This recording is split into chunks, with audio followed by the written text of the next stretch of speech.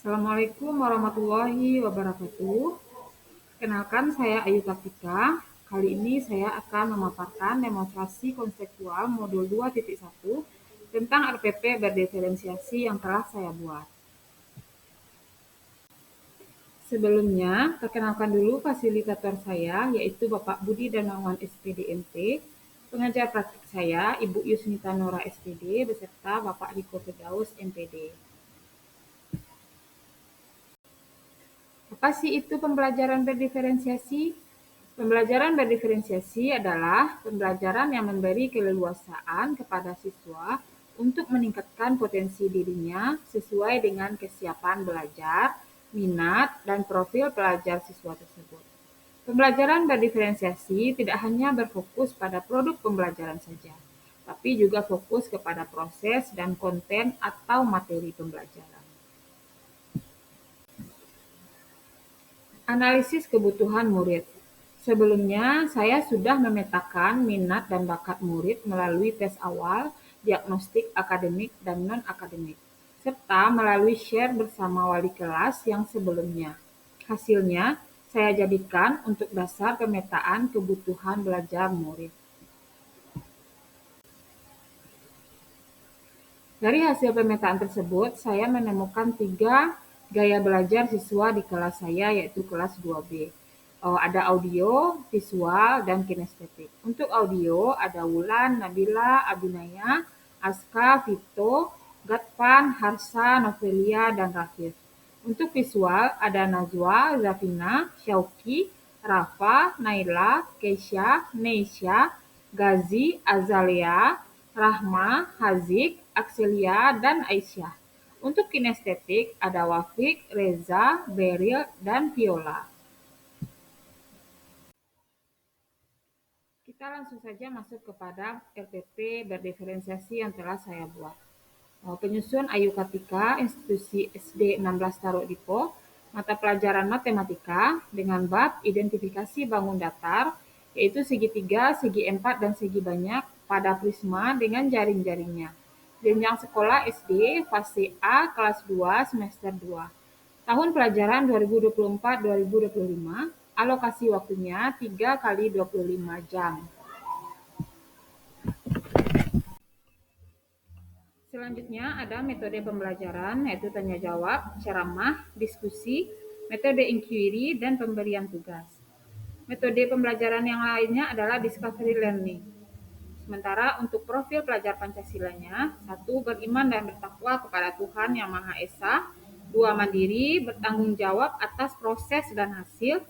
Yang ketiga, bernalar kritis, yaitu kegiatan pembelajaran. 4. Gotong royong. Untuk sarana dan prasarana, ada alat pembelajaran, yaitu media pembelajaran, alat peraga bangun ruang, prisma segi 4, segi 3, LKPD, dan alat tulis. Sumber belajar yaitu buku pembelajaran ESPS Matematika untuk SD MI kelas 2 penerbit Erlangga. Untuk kompetensi inti, yang pertama itu capaian kompetensi. Pada akhir fase A, peserta didik dapat mengenal berbagai bangun datar, yaitu segitiga, segi 4, segi banyak, lingkaran, dan bangun ruang, yaitu balok, kubus, kerucut, dan bola. Mereka dapat menyusun komposisi dan mengurai dekomposisi suatu bangun datar, segitiga, segi 4, dan segi banyak. Peserta didik juga dapat menentukan posisi benda terhadap benda lain, kanan, kiri, dan belakang. 2. Alur tujuan pembelajaran, yaitu mengidentifikasi berbagai bangun datar, segitiga, segi 4, pada bangun ruang prisma. Untuk tujuan pembelajaran, dengan kegiatan demonstrasi media alat peraga, peserta didik dapat mengidentifikasi berbagai bangun datar, segitiga, segi 4, yang ada pada jaring-jaring bangun ruang prisma segi 4 dan segitiga dengan benar. Sementara materi pokoknya, identifikasi bangun datar, segitiga, segi 4, pada prisma dengan jaring-jaringnya. Untuk asesmen, 1. Target penilaian, yaitu individu atau kelompok.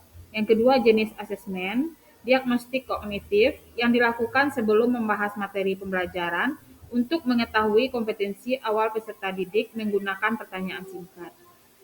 Selanjutnya ada formatif, dilakukan selama proses pembelajaran untuk mengetahui sikap dan karakter profil pelajar Pancasila, serta menunjukkan kompetensi, keterampilan, atau performa dalam proses pembelajaran. Penilaian sumatif dilakukan untuk mengetahui kompetensi peserta didik telah mempelajari materi pembelajaran pada suatu konten. Untuk instrumen asesmennya terlampir. Selanjutnya, pemahaman bermakna. Mengidentifikasi bangun datar pada jaring-jaring bangun ruang prisma. Yang selanjutnya, kegiatan pembelajaran. Kita masuk kepada kegiatan pembelajaran. Di kegiatan awal 10 menit, yang pertama kegiatan pembelajaran diawali dengan ucapan salam dari guru. Berdoa sesuai agama dan kepercayaan masing-masing. Yang ketiga, memeriksa kehadiran peserta didik. Guru memotivasi semua peserta didik untuk berperan aktif dalam proses pembelajaran. Selanjutnya ada ice breaking seperti tepuk semangat dan diberi kata-kata motivasi agar bersemangat sebelum memulai pembelajaran. Guru mengajukan pertanyaan terbuka untuk memancing proses diskusi dan berpikir kritis. Melakukan apersepsi dengan cara bertanya materi yang lalu tentang macam-macam bangun ruang prisma yang telah dipelajari seperti apa-apa saja bangun ruang prisma yang sudah anak-anak ibu pelajari. Apa contoh nyata dalam kehidupan sehari-hari baik di sekolah maupun di rumah yang menyerupai bangun ruang prisma? Selanjutnya, memberikan motivasi dengan cara memberitahukan manfaat tentang mempelajari bangun ruang prisma. Selanjutnya, kita masuk kepada menyampaikan tujuan pembelajaran. Kita masuk kepada kegiatan inti selama 50 menit. Yang pertama, peserta didik diminta untuk mengamati dan ikut serta dalam mendemonstrasikan media pembelajaran konkret tentang bangun ruang prisma segi 4. Guru mengajukan pertanyaan yang mengaitkan konsep yang dipelajari dengan konsep sebelumnya. Yang kedua, peserta didik menyimak kaitan bangun datar pada prisma dengan memperhatikan jaring-jaring dan bangun ruang yang dibuka sisi-sisinya. Yang ketiga, mengajukan pertanyaan tentang apa hubungannya bangun datar dengan bangun ruang yang telah dibuka sisi-sisinya. Yang keempat, peserta didik menyimak penguatan guru dan bertanya terkait materi yang diperagakan, kemudian guru menanggapinya. Guru menyediakan peran dalam kelompok untuk memastikan semua anggota mendapatkan peran. Untuk selanjutnya, peserta didik dibagi menjadi 7 kelompok dan duduk sesuai pembagian kelompok yang beranggotakan 4 orang dengan gaya belajar yang heterogen. Yang keenam, setiap kelompok mendapat salah satu jenis prisma yang sudah disediakan guru. Dengan topik pembahasan yang sama berupa permasalahan konseptual yang berkaitan dengan unsur-unsur gabungan bangun datar yang membentuk prisma segitiga dengan jaring-jaring bangun ruangnya atau diferensiasi konten. Selanjutnya, peserta didik mendengarkan arahan guru tentang hal apa saja yang akan didiskusikan oleh masing-masing kelompok, yaitu membuat jaring-jaring prisma dengan cara ditarik. Ada seperti contoh yang telah ditampilkan di layar. Selanjutnya, peserta didik melakukan ice breaking, yaitu tepuk fokus dan tepuk konsentrasi. Guru berkeliling kelas untuk memberikan bimbingan pada kelompok dalam berdiskusi. Yang kesembilan, peserta didik bersama kelompoknya mendiskusikan dan memecahkan masalah yang diperoleh. Lalu guru memberikan dukungan dan kesempatan pada peserta didik yang pasif untuk berperan. Selanjutnya, peserta didik diberi kesempatan untuk mengeksplorasi pengetahuannya tentang bangun ruang. Peserta didik dengan gaya belajar auditori diizinkan untuk menyaksikan video pembelajaran yang telah disediakan oleh guru. Peserta didik dengan gaya belajar visual diizinkan mencari informasi melalui buku teks atau bahan bacaan lainnya, sedangkan peserta didik dengan gaya belajar kinestetik dapat berperan untuk melakukan demonstrasi saat presentasi kelompok. Sedangkan guru mengawasi dan mengarahkan peserta didik jika ada permasalahan saat berdiskusi. Ini dimasuk kepada diferensiasi proses. Lalu guru memotivasi peserta didik untuk menyampaikan pendapat secara terbuka.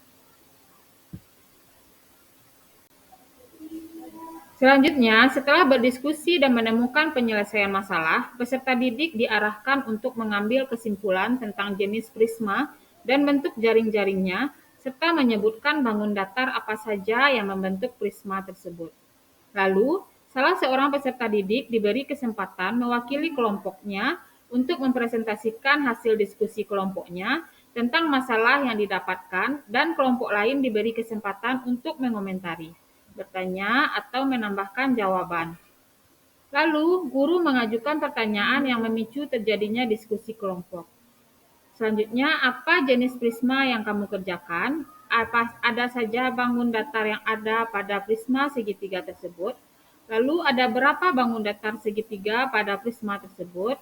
Ada berapa bangun datar persegi panjang pada prisma tersebut? Guru mengajukan yang meminta peserta didik membandingkan.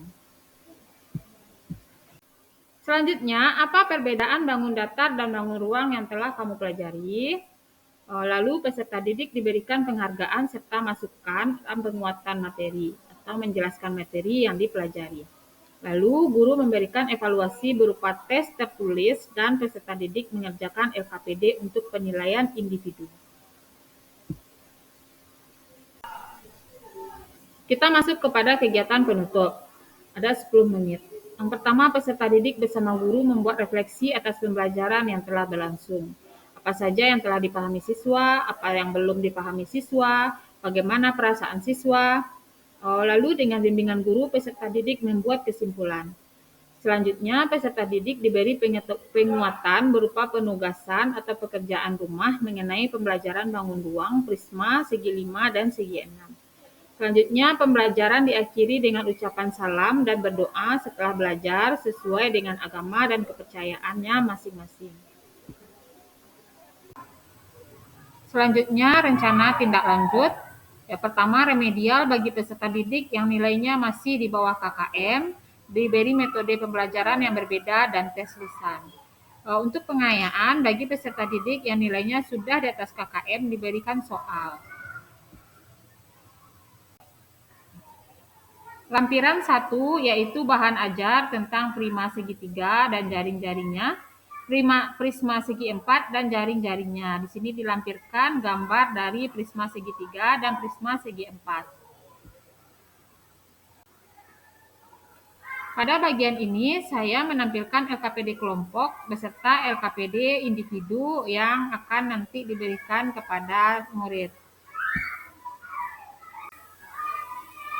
Untuk lampiran berikutnya adalah bentuk asesmen yang dibagikan atau yang telah dilaksanakan kepada murid-murid.